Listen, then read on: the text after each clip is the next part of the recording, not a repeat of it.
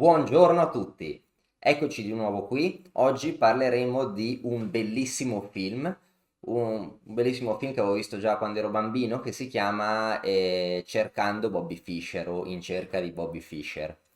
Il film, che tra l'altro ha anche un famoso cast perché hanno partecipato Ben Kingsley, Lawrence Fishburne, Joey Mantegna, quindi attori anche famosi. Narra la storia di un ragazzo che è davvero esistito, che si chiama Josh Waitzkin, è stato uno scacchista statunitense, che è un ragazzo, un bambino all'epoca, che voleva seguire le orme del suo più grande idolo, niente meno che l'ex campione del mondo Robert James Fischer, che dopo aver sconfitto Spassky era scomparso nel nulla e appunto non si sapeva più niente di lui. Questo ragazzino, quando era molto piccolo, conobbe gli scacchi a Central Park, a New York, dove molti scacchisti giocano appunto nel parco e vide giocare Lampo con l'orologio, si innamorò del gioco, si allenò con questi giocatori, anche se erano un po' giocatori da caffè, un po' giocatori da caffè, senza offendere, c'è giocatori che tiravano pacchi e facevano trucchi, no? Perché giocavano un minuto e ovviamente non si può giocare bene a un minuto, soprattutto dal vivo, no? E questo ragazzo volle crescere e conobbe i suoi genitori, misero da parte la scuola, misero da parte le amicizie, lo misero nelle mani di un ottimo allenatore, Bruce Pandolfini, che si considera uno dei migliori allenatori di New York, che diciamo che lo prepara molto bene. Il bambino riesce a conciliare in realtà bene gli scacchi con altre attività, è un ragazzo molto equilibrato e giocò la finale dei campionati giovanili statunitensi. Nella finale aveva vinto le prime 6 partite e si trovava a giocare contro il suo rivale più forte, un giocatore fittizio che si chiama, un personaggio fittizio che in realtà rappresenta un giocatore, un rivale dei giochi dell'epoca che i produttori hanno voluto tenere in anonimato, un bambino che si chiama Jonathan Poe, che era un lavoratore, i suoi genitori lo ossessionavano con gli scacchi, gli avevano fatto proprio mettere da parte, non dedicare meno tempo ad altre attività, gli avevano fatto mettere da parte ogni attività, il ragazzo quindi era anche un pochino squilibrato, mi permetto di dire, come vogliono far vedere gli autori del film, sapeva solo giocare a scacchi, un grandissimo lavoratore, sulla carta era più forte di Joshua Waitzkin e iniziano a giocare e si presenta questa posizione. Questa posizione che potete vedere è un finale. Cos'era successo nella partita? Nella partita Joshua Waitzkin aveva infranto una delle regole del suo allenatore, che era venuto lì a seguirlo durante il torneo, aveva tirato fuori la donna troppo presto, la sua donna gli è stata catturata, poi con un doppio di cavallo recuperò la donna avversaria, ristabilendo la parità di materiale. In questa posizione si vede, si vede il pubblico, i genitori, con l'allenatore e gli amici che sono lì tutti nervosi e Bruce Pandolfini, alias Ben Kingsley, pronostica la vittoria di Josh in 12 mosse. Josh in questo momento si era fermato a vedere la posizione e anche lui aveva capito che stava per vincere, ma non riusciva a trovare la soluzione. Il ragazzo continuava a pensare e tutti da fuori capivano che avrebbe vinto, ma lui non ce la faceva, era disperato. Pensava tra sé e sé, scusami papà, non ce la posso fare, non riesco a portare a casa questa vittoria per voi tutti che mi seguite. Ebbene, ecco che si ricordò delle sessioni con l'allenamento, con l'allenatore, dove Bruce gli diceva di sgomberare la scacchiera, di immaginare la scacchiera alla cieca. Proprio gli sbatteva letteralmente fuori i pezzi dalla scacchiera e lo faceva pensare con la scacchiera alla cieca, in modo da non avere l'immagine residua dei pezzi e poter effettuare un calcolo di profondità. Quindi, giocando alla cieca, una specialità che abbiamo già visto qui sul canale in alcuni video in passato, è molto importante per migliorare il calcolo. Josh si mise a calcolare fino a che si rese conto di poter vincere. Ed ecco qui che sorprende il pubblico con un'offerta di patta. Josh offre patta all'avversario pur avendo calcolato di vincere, perché un gesto voleva salvare il suo avversario, perché il suo avversario aveva altre cose, nonostante le pressioni un po' dei suoi genitori, lui era riuscito anche ad avere una vita equilibrata, sapeva che l'avversario aveva soltanto gli scacchi nella sua vita e sarebbe uscito distrutto se non avesse vinto il campionato, e quindi gli offrì patta per dargli una possibilità. L'avversario lo derise, gli disse: no, no, no, no, guarda la scacchiera, guarda la posizione sulla scacchiera con arroganza. Disse: gioca. E Josh non ebbe altra chance che giocare. Vediamo come continua la partita. G per F6. Il bianco giocò alfiere per F6. Torre C6 scacco. Re F5. E a questo punto una combinazione di semplificazione. Torre per F6. Cavallo per F6. Alfiere per F6. Ora il bianco ha 2 pezzi per la torre, quindi il nero ha 2 pezzi per la torre, quindi il bianco prende l'alfiere. Ora il bianco ha la qualità in più, ma doppio di cavallo, la quinta mossa della combinazione, anch'essa calcolata da Josh. Re F5, cavallo per E5, re per E5. A questo punto è stata ristabilita la parità di materiale, tocca al nero muovere, ma il bianco ha un pedone più avanzato. Quindi sembra che nonostante il nero muova, il bianco arriverà prima. Certo, ora è più facile vedere che non è proprio così. Josh lo aveva calcolato già da prima. Vediamo cosa succede. Il punto è che il re bianco si trova su una diagonale sfortunata. A5, H5, inizia la corsa dei pedoni.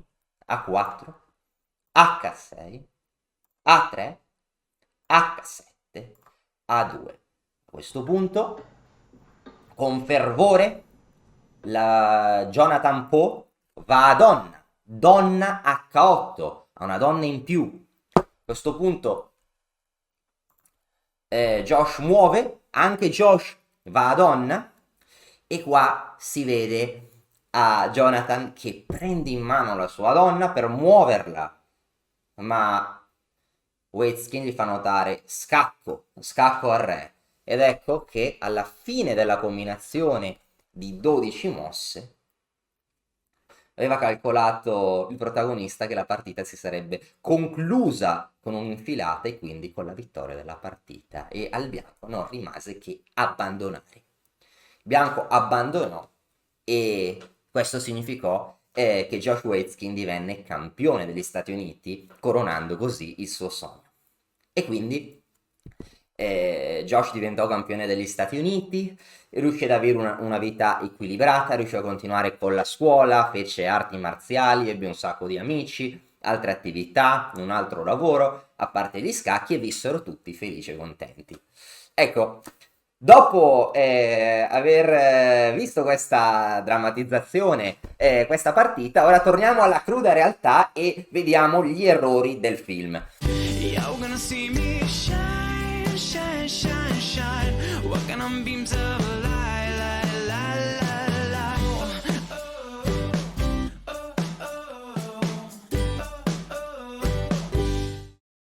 Torniamo all'inizio della combinazione, torniamo a noi, analizziamo con l'occhio critico e freddo, cercando di capire perché i registi, se hanno potuto hanno potuto contrattare, hanno potuto avere nel loro cast Ben Kingsley e attori di quel calibro che sicuramente si saranno fatti pagare tantissimo per recitare, non potevano consultare qualsiasi scacchista, no?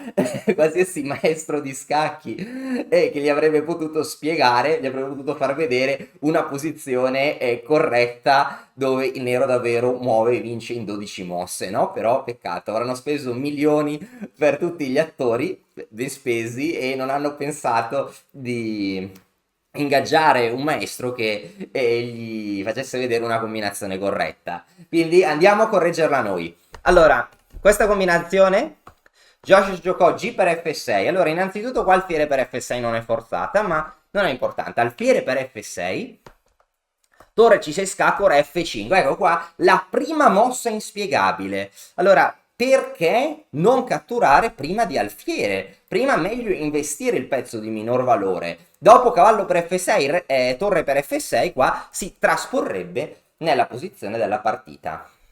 In caso di torre per F6, che è ciò che ha giocato Josh, cavallo per, alfiere per, ecco, qua ci troveremmo in un caso di mossa intermedia. Il bianco addirittura potrebbe vincere giocando una mossa intermedia. La mossa vincente è dare scacco in E2 con la torre. Ora, se il nero sposta il re lontano, il bianco prende l'alfiere e vince la partita perché ha la qualità in più e il pedone è imparabile. Il nero deve avvicinarsi alla torre bianca da D3 o da D1, ma il bianco prende l'alfiere, il nero prende la torre e ora il pedone H va a promozione. Il bianco ha guadagnato un tempo importantissimo. Il cavallo fa fatica a lottare contro il pedone di torre. Dopo cavallo D5, re F7, per esempio, o anche re G5. Non c'è nessun modo, non c'è nessun percorso di cavallo, ci potete provare, per fermare il pedone H. Quindi il bianco vince. Quindi, primo errore del regista, perché catturare prima di torre e non catturare prima di alfiere, in modo da non concedere mosse intermedie. Alfiere per F6 sarebbe stata la mossa corretta. Ok, dopo che in un modo o nell'altro bianco non ha usato la sua mossa intermedia e siamo arrivati a questa posizione, il nero recupera la torre. Qua sembra che questo seguito che porta alla vittoria del nero sia forzato. Perché? Perché il re bianco non riesce ad avvicinarsi al pedone nero, no? Perché viene tagliato fuori dal suo collega. Nero promuoverebbe, quindi sembra che il bianco sia appunto forzato, come in partita, a entrare qua dentro e perdere la donna per l'infilata e quindi la partita. Ma se torniamo a questa posizione dopo la combinazione non è proprio così. Il bianco non è obbligato a catturare il cavallo. Sappiamo che il cavallo fa fatica a lottare contro il pedone H, il bianco avrebbe potuto tenere il pareggio giocando H5 e qua non si riesce a sacrificare il cavallo nero sul pedone H. Ciò significa che se il nero ignora il pedone non potrà ignorarlo per molto, perché se no il bianco promuove e vince. Che poi il bianco controlla la casa di promozione, anzi, meglio ancora sbarazzarsi immediatamente del pedone in più, perché per evitare che magari qui questa posizione è patta per via del pedone di torre. Comunque il bianco non perde, no? Quindi dopo H5 due punti esclamativi, se nero avanza il suo pedone, poi all'ultimo momento il nero prova a fermare la promozione, il bianco ottiene la patta. Come fa il bianco ad ottenere la patta? Il bianco può giocare re F6. Ora in caso di A3 il bianco cattura il cavallo e poi promuove per primo, non perdendo. In caso di cavallo H8 il bianco continua con re G7, A3, re per H8, A2, re G8, A1, donna e patta. Questa posizione è patta. E anche addirittura, anche se toccasse al nero, potrei aggiungere che tecnicamente questo finale sarebbe comunque patta teorica, perché E in queste posizioni con il pedone in settima e il re vicino alla casa di promozione si patta con tutti e due i pedoni di torre e anche con i pedoni di alfieri, soprattutto se il re nemico è lontano. Questa è una nozione tecnica. Dopo H5, quindi, la partita sarebbe terminata patta, anche portare subito il cavallo non sarebbe servito per via di re G6, cavallo H8 traspone in queste varianti che abbiamo appena visto, che terminano con la promozione reciproca e con la patta, e tornare in E5 avrebbe portato dopo re F5 una ripetizione. Cavallo di 7 non sarebbe servita nemmeno, il cavallo va in F8 ma il bianco gioca re F6, in caso di A5 re F7 o re G7, cavallo E6, re F7, ora si vuole catturare il cavallo, cavallo G5 e il nero non riesce mai a sacrificare il cavallo, il nero deve continuare a provare a ripetere, no? Su H7 il nero si darebbe un doppio ma il bianco segue il cavallo vincendo. Quindi confutazioni un po' complesse e sorprendenti, ma difficili da vedere per due bambini, ma a livello scientifico il film presenta due errori, però anche questa è la bellezza del gioco degli scacchi, no? Così complesso che anche continuazioni date buone nei film non lo sono. Quindi tutti i giocatori, i due migliori giocatori giovanili statunitensi, gli, gli allenatori, tutti hanno, i registi, tutti hanno sbagliato valutazione. Detto questo, nulla toglie di questo film stupendo e ne raccomando a tutti la visione. E se questo video è piaciuto, proviamo a vedere magari gli scacchi al cinema in qualche altro film, magari in qualche altra serie. Grazie mille e alla prossima! E ora per continuare che cosa posso fare? Beh, innanzitutto ti consiglio di iscriverti al nostro canale in modo tale da non perderti le nuove video lezioni. E poi puoi vedere il video che è stato più cliccato in questa settimana. Ci vediamo, ciao!